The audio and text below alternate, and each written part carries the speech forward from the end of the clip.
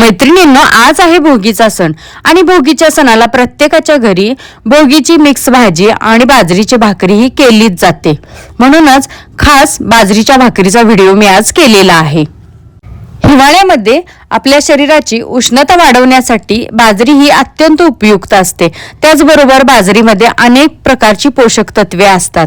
बाजरीमध्ये मॅग्नेशियम, लोह, प्रथिने मुबलक प्रमाणात असतात. त्याशिवाय हिवाळ्यामध्ये जर आपण बाजरीचे पदार्थ खाल्ले तर आपल्या शरीराला ऊर्जा मिळते, उष्णता मिळते. त्याशिवाय उबदारपणा सुद्धा बाजरी देते. आपले हृदय निरोगी ठेवण्यासाठी, त्याचबरोबर हाडांना मजबूती देण्यासाठी आपल्याला बाजरीचे पीठ हे अत्यंत फायदेशीर आहे.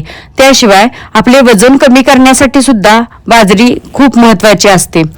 एकंदरीत कसं आहे सांगू का मैत्रिणींनो, बाजरी आपल्या शरीराला खरंच हिवाळ्यामध्ये अत्यंत उपयोगाची आहे.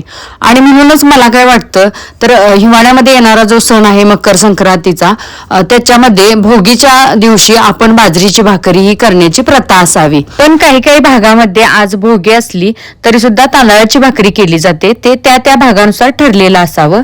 आणि तुम्ही आज भोगीसाठी कोणती भाकरी केलेली आहे कमेंट करून नक्की सांगा.